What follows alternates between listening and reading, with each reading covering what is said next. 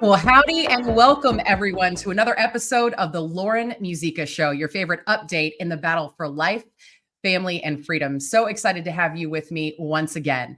I'm Lauren Musica, attorney and human rights advocate, and I serve as president and CEO of Sidewalk Advocates for Life, the nation's largest peaceful sidewalk outreach organization. I'm betting we can all agree on this thought. America will not become abortion free unless we win the rising generation. Young millennials and Gen Z are the future of any movement, and they are not like your grandma's baby boomer generation, as cool as the baby boomers were. We're not dissing grandma today, okay? They are markedly different.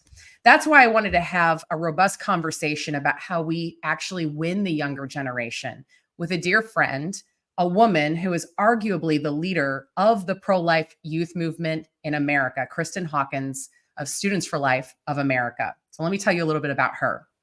Kristan Hawkins is CEO of the Pro-Life Generation and president of Students for Life of America and Students for Life Action. Since 2006, Kristan has spent nearly 2 decades building a national network of more than 1,475 campus Students for Life groups that has trained more than 200,000 young people in all 50 states. Wow. Under her leadership, Students for Life of America has become the largest pro-life youth organization in the world, and Students for Life Action has grown into a force to be reckoned with on Capitol Hill and in state houses nationwide. Kristan has her own podcast called Explicitly Pro-Life, where she has interviewed leaders such as Riley Gaines, Dennis Prager, and Charlie Kirk. She will also be launching a new weekly news show, which will be airing in the fall, The Kristan Hawkins Show. Her writings and interviews frequent the New York Times, Washington Post, Wall Street Journal, Newsweek, and NPR.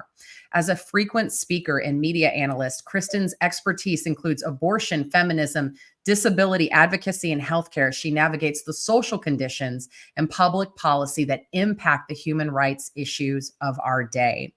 Let's go ahead and welcome to the show, Kristan Hawkins. Hey, Lauren, thanks for having me. So good to have you. Thank you so much for taking time out of your crazy busy schedule to be with me. So again, I think anyone who's pro-life knows who you are, but in case some folks don't know who you are, go ahead and tell us, who is Kristan Hawkins and how did you come to lead really the world's greatest youth pro-life movement? Yeah, and if you're wondering, no, I'm not a student, but thank you for all the love of my skincare. No, I got involved in the pro-life movement when I was 15. I started volunteering at a local pregnancy help center in my hometown. And it was a simple ask. I was asked from a woman at my church, would you like to come volunteer with me? And I said, yes, sure. Not fully knowing what I was getting myself into. I think that's how God keeps most of my yeses in my life. And so that's really where I fell headfirst into the pro-life movement, really learning.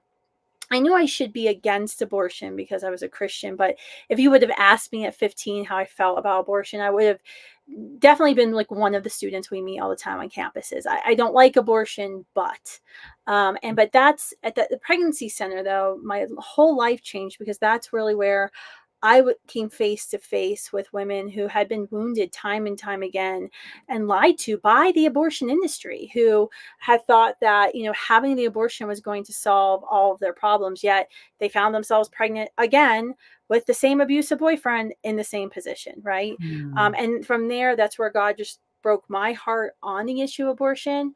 And I just started looking for, how can we get involved? How can I get involved at 15? And with starting a pro-life group in my high school, getting involved in local politics. I was the youngest person there by like 5 decades, to my county Republican chapter. But that's how I got involved.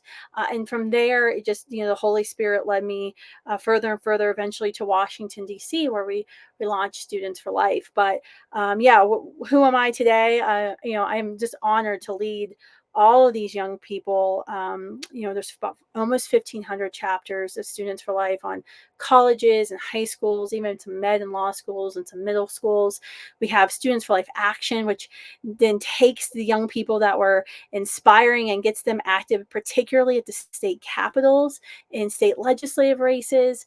What we're doing with our campaign for abortion-free cities, with our alumni, getting them active, going door to door, educating neighbors about local pregnancy resource centers.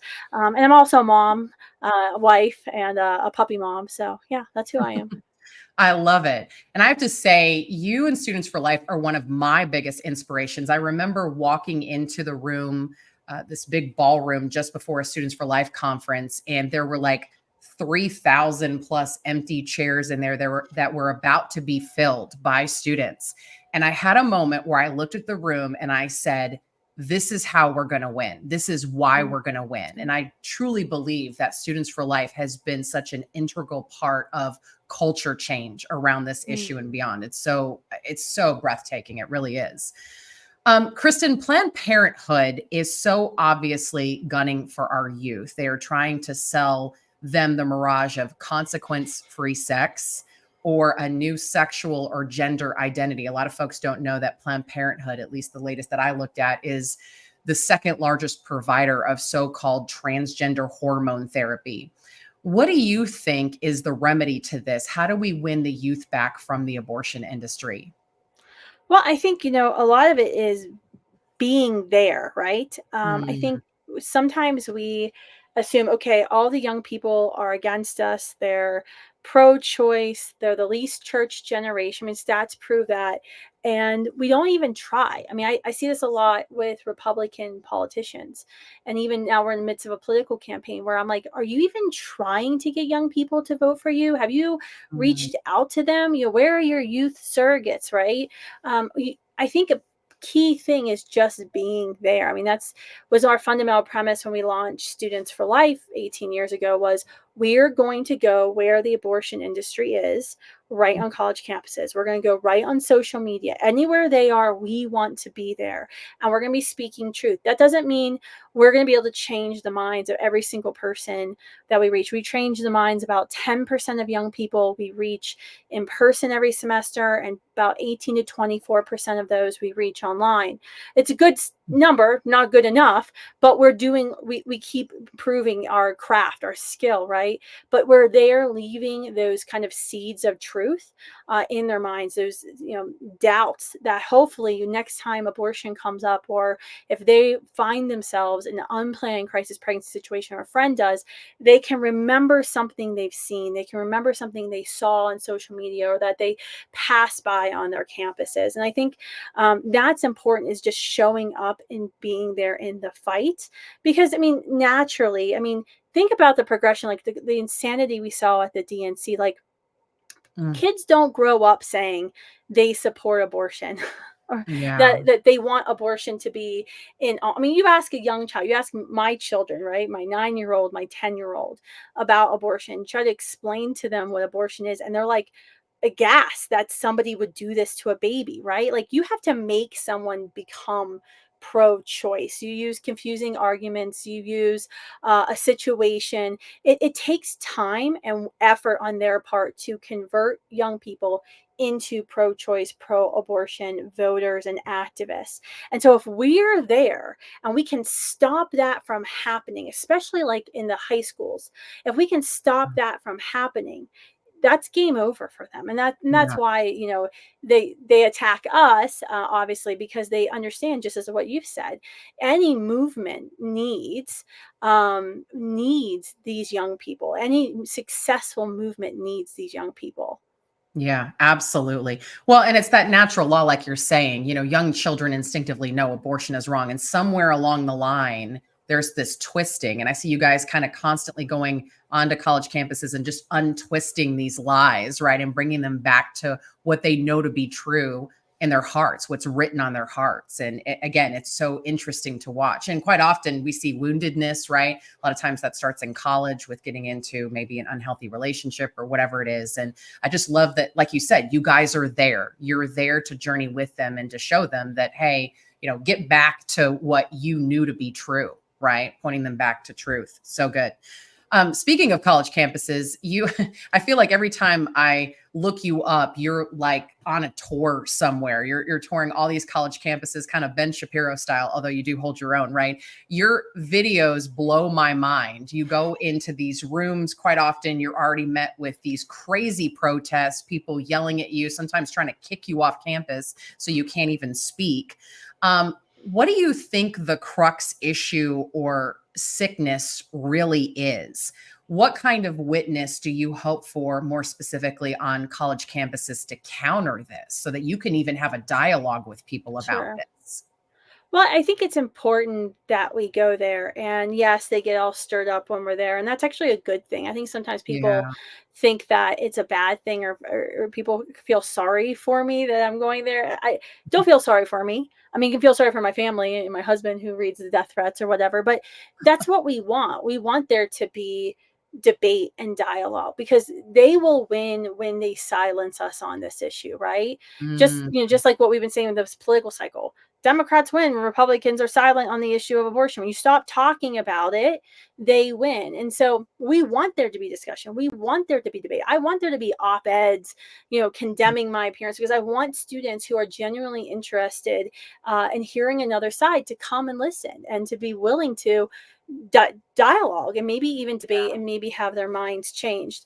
And so I think that's important. And I think, when I think about even some of the stuff that we've started seeing, like in the UK and France, and some of the past statements from Tim Walz and Kamala Harris are actually pretty alarming because when you think about the future of our movement, it's predicated on access to free speech, which yes.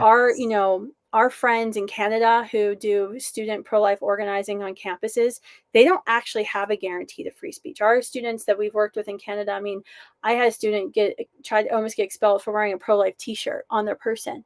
I mean, there is no guarantee of free speech in Canada. And when we started to see, even with the new UK Prime Minister, saying that they're going to start monitoring social media, even of non-British citizens, and they can be arrested. Like Elon Musk could be arrested. Like, I mean, it's crazy stuff.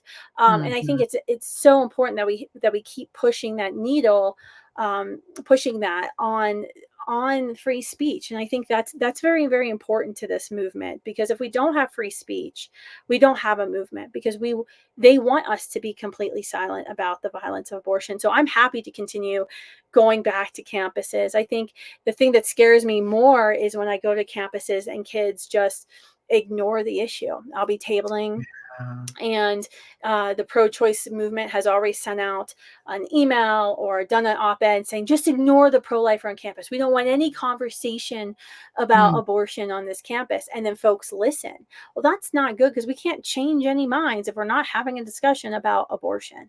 Yeah, yeah. It is such a good point. My old boss, David B. Wright, the founder of 40 Days for Life, he used to say that we must create the constructive tension needed for abortion to Yep, that's end. right.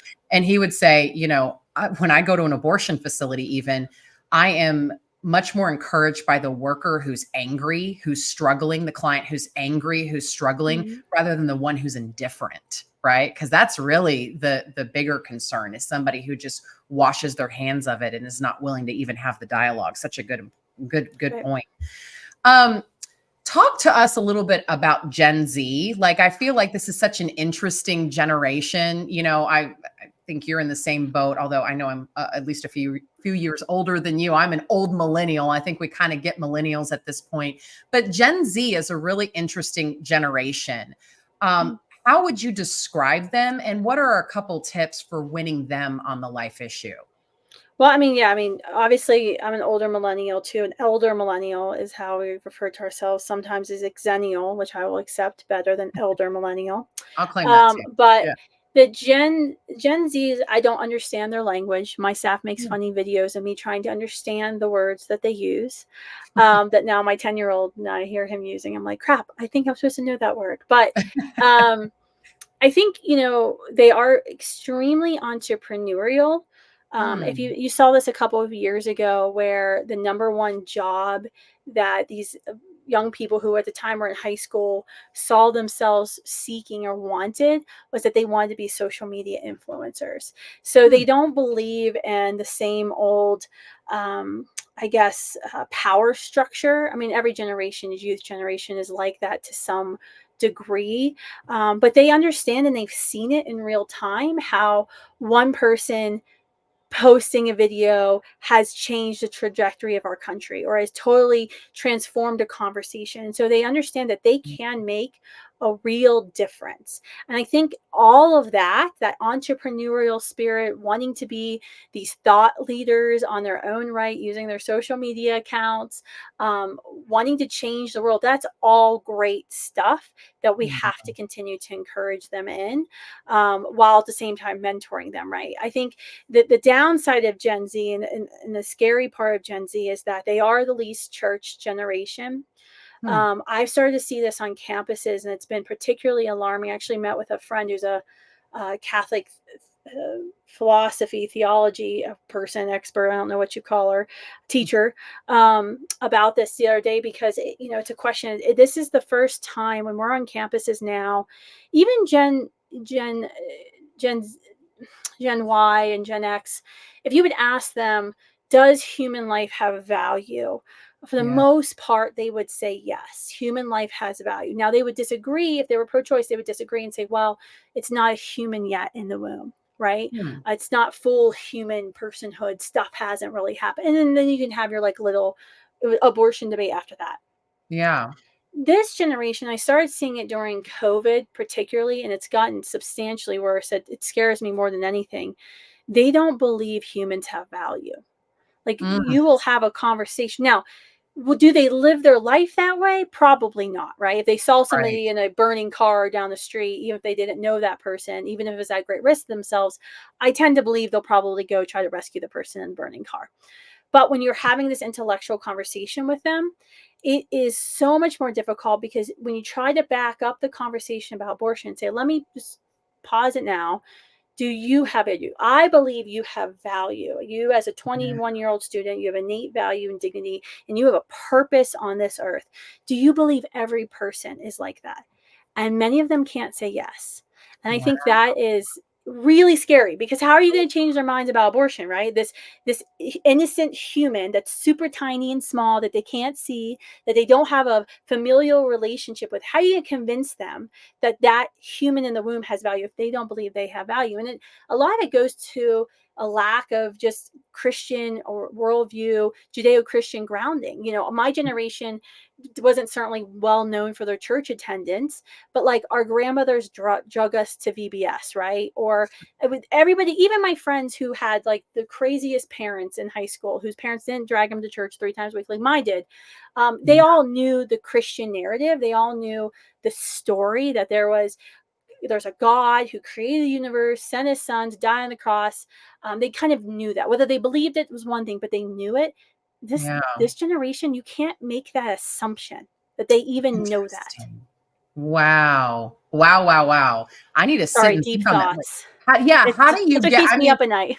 so you almost have to start with the person in front of you and talk about their value and kind of dial back. Is that what I hear you saying? Yeah, and that's Yeah. what, and that, and I'm a metrics person, so I'm always like, how many conversations do we have? How many minds do we change?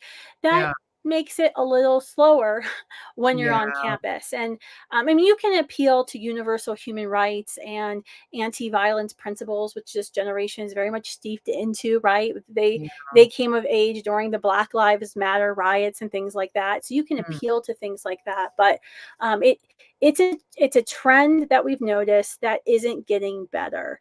And Yeah. that's certainly concerning, because I mean, not even when you think about these defenseless, innocent human beings and these young people's views on abortion, but this Mm. shapes all of their views, right? Like, if you see the stats now where it's like by 2030, 40 some percent of women are going to be single, childless, and that number is like going to skyrocket, right? And you start having these Yeah. conversations with people who are saying like, oh, if you have children, you're a selfish bastard, you shouldn't have children, right? And now, like, there's like this whole theology now of being single and like how it's the right thing to do. Mm. All of that stuff is going to get way worse. And if you've got a nation of single people who aren't married, who aren't parents, adoptive parents, spiritual parents, Yeah. I think that, I mean, JD Vance wasn't wrong when he said that changes how you view policies. Absolutely. That is so fascinating. Wow. Yeah. Getting your mind around that. People more concerned maybe about their carbon footprint, right? Or just having kind of unadulterated freedom to do whatever they want and not be chained down to something, right? Instead of seeing the Yep, that's right. value in life and family and all of that. There you go. Coming back Sacrifice. to that word value. That is so interesting. Kristan, in the time we have remaining, I want to back out just a little bit and ask you kind of a couple global questions. I'm really curious as far as your answer on these two questions.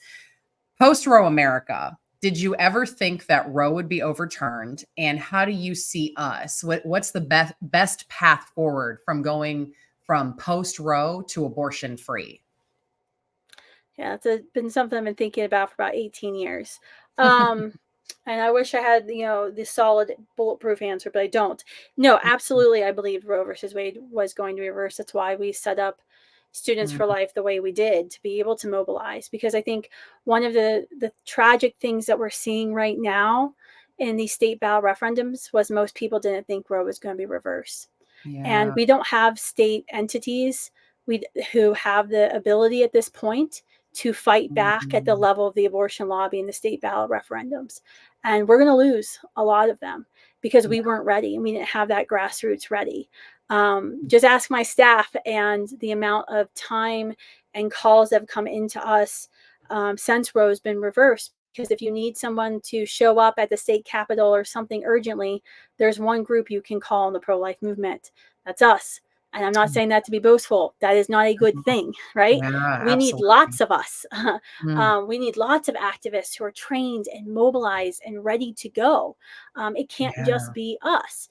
And so I don't think a lot of folks were ready. And we saw that in some of the news interviews after Roe was reversed. Some of my friends even publicly admitted they didn't think Roe was going to be reversed. Mhm. And I found that to be alarming. What do we do, and what should we be doing now? Because we all knew, and the way we prepared our students leading up to the Dobbs decision, we were very real with the student leaders we serve that this is going to get tougher. You're going to Yeah. face more fights on your campuses. It's going to get more violent. Here's our email, our phone number for our legal helpline. It's going to get more discriminatory towards you, Mm, and it's all of that has happened. Right? It's even gotten worse politically. I think it's been very disappointing. I think for younger pro-life activists who came to age politically, always knowing a pro-life GOP, to now start seeing the GOP do what politicians do, which is walk back something when they don't think it's politically popular. And that's been very demoralizing for younger mhm. pro-lifers, where the older pro-life leaders are like, what are you talking about? This is how we endured years of this, decades of this in the Right. past.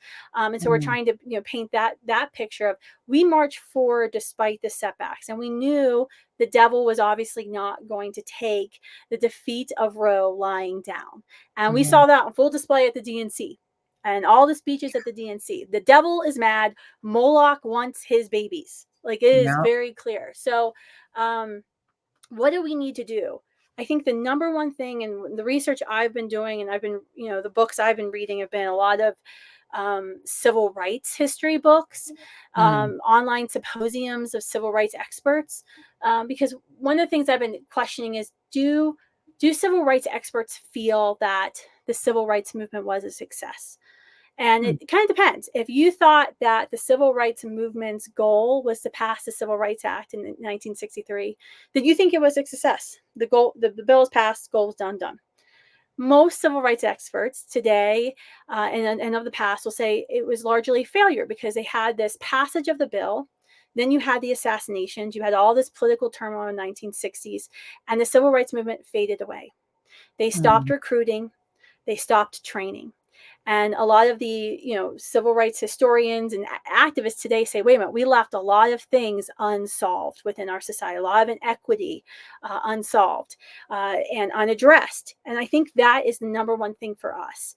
Yeah. Despite the setbacks, despite the defeats we're facing right now, and we are going to face in November, I think we need to mentally and spiritually prepare ourselves for that. Mm, Despite that, we have to keep moving forward, because the side that will win will be the side that has the most trained active army.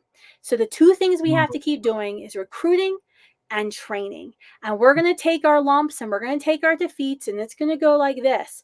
But at the end of the day, whoever has the most people organized will win. They will not be able to defeat us. And I'm not even going to get into the spiritual realm. They can't defeat us anyway, right? Yeah. But they can't defeat us because we will refuse to go away. What they're hoping right now with all the mainstream media, articles coming out about, oh, Trump's betraying the pro-life movement, and Trump saying some things that we don't agree with, right? Their goal is to suppress the pro-life movement. Their goal is to get pro-lifers to say, you know what, I'm throwing in the towel. It's done. We had this victory and now we're losing. That's what they want more than anything. This is just like how they act on campuses. They want us to sit down and shut up because, darkness only thrives in the dark. Us being the stubborn, gritty, pro-life movement that we are is the reason we saw Roe defeated. It took 49 years. And many of those years, if you look back and with a historic, this history buff lens, you would see a lot of those years would have been seen as political defeats. But we kept going forward. I think that's the most important thing is we keep recruiting, we keep training, and we keep setting these people out to do whatever it is God has called them to do. Yeah. Amen. So powerful. Everybody chew on that for a little bit. Just in closing here, do you have a prediction? I mean, you kind of alluded to it a little bit, but do you have like a definitive prediction on the outcome of this election? And what do we need to be doing today to elect pro-life candidates? Yeah, I'm very fearful for the state of the ballot referendums, especially when you think about, Florida, which is probably our best chance of winning because that 60 vote threshold. They also have a marijuana legalization on the ballot. And they did that on purpose, right? They're going to drive out people to vote for marijuana legalization. That's exactly what they did in Ohio. The playbook remains the same. I do believe we'll lose most of those battles. We simply don't have, I found out a week and a half ago, there's no yard signs in any of the states. There's like two states have yard signs. Oh my goodness. So we're making yard signs at Students for Life. So we're making, if you go to abortionballot.org, you can order your yard sign for your state. We made a generic vote no on late-term abortion in your constitution yard sign because pro-life movement needs yard signs. We're going to make yard signs. That's just like one tiny, not saying that like yard signs win a political battle, but that's just one tiny example of we don't have what we need in place to fight all of these battles at one time. So we are going to suffer defeats. Now, I think, and I know, and history showed at the height of Roe versus Wade's power, we as a pro-life movement were able to see the Carhart decision. We were able to end, a specific type of gruesome type of abortion. With chemical abortion pills, which you all have seen, you've been talking a lot about this, Lawrence Sawick Advocates, which is the leading cause of baby's death in our country. We can impact these chemical abortion pills in our states because they're polluting our water. They're being shipped illegally into our states. Sex predators and rapists have access to these drugs. So even if your state passes one of these ballot referendums, I'm here to tell you there is a lot we are still going to be able to do in your state while we work to reverse what has happened. So I don't have high hopes for some of the ballot referendums. I pray that I am wrong. And I think we need to be in prayer about this every single day. But I think we need to get active. We need pro-lifers across the country. Whether you've been involved in the battle before or not, this is your call to get involved. Like if you go to abortionballot.org, we have made simple flyers that you can put your own organization logo on. I don't care. That's your state ballot referendum text, redlined out what's wrong with it and how deceiving it is. That just print it out, download it out, and print it and go door knocking. Give it to everybody in your parish. Give it to everybody at work. This is an all hands on deck situation that we have. So I don't know how the presidential election is going to go. Who knows what's going to happen? That remains to be seen. At one point, it was Trump's campaign to lose, and somehow I feel like he's achieving that at this moment. And I pray that I'm wrong, and I pray that President Trump is reelected, and because babies' lives are at stake. And even though I've been disappointed by some of the things that President Trump has said, he is hands down going to be 100% better as president of the United States than Kamala Harris, who has tried to literally shut down the pregnancy center movement, has tried to, and her administration is imprisoning grandmas for praying in front of abortion. Like, I mean, it's unbelievable what they're doing.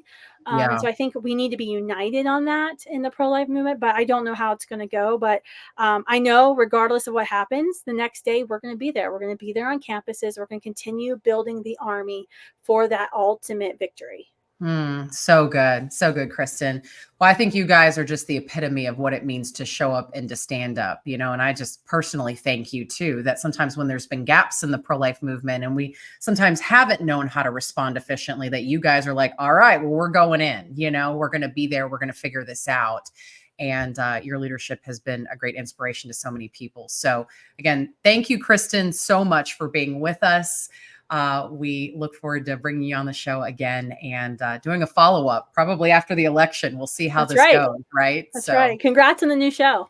Thank you. Thank you so much. We'll talk soon. All right, bye-bye. So good. Oh my goodness. So much to pray about there. So much to think about, right? It is so essential that we get this right when it comes to the rising generation. We've got to capture the hearts of Millennials and Gen Zs. And I guess the one that's coming after that, I don't even know the name of it, right? But we need to be at the ready with education and with heart to win them to the greatest human rights movement on earth. Isn't that true? All right. Well, in closing, here's just something to think about, especially as we contemplate how the other side is trying to win our youth over to a false identity. So speaking of false identities, where do you find your identity and security? In this day and age, we can be tempted to find our value in our career or financial success or status, or perhaps a relationship status, appearance, academics, or reputation. These may feel like solid foundations, but the truth is none of them are permanent. Any of them could change without warning, and we surely can't take any of these with us to the other side.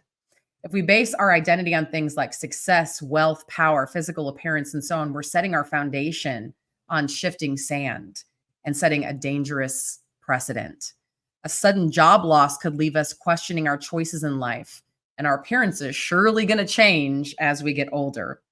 Even in the pro-life movement, I see when it comes to sidewalk advocacy that sometimes we're tempted to find our worth, our success in how many saves we have, right? Or how successful we are in winning that one worker out of the industry.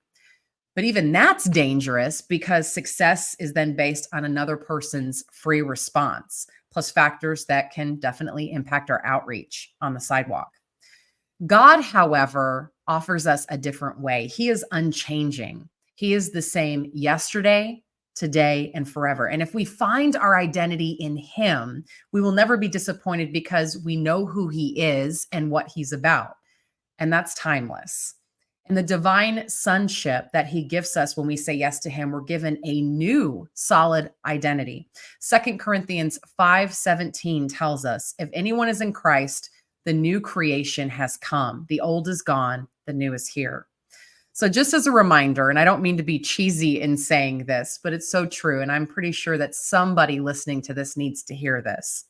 You are loved. You are chosen. You are enough as you are. Remember that going to the sidewalk, that we don't need to dress up in fancy costumes or do weird things, that it's enough to pray. It's enough to reach out and love. It's powerful enough. And God, is our firm, unchanging foundation. Again, just something to think about. All right. Well, with that, thank you again so much for joining me for another episode of the Lauren Musica Show. We'll be back here next Friday at 9 a.m. Eastern, 8 a.m. Central on Facebook Live, YouTube, and wherever you get podcasts. Thanks so much, everyone. Have a great week. We'll see you next Friday.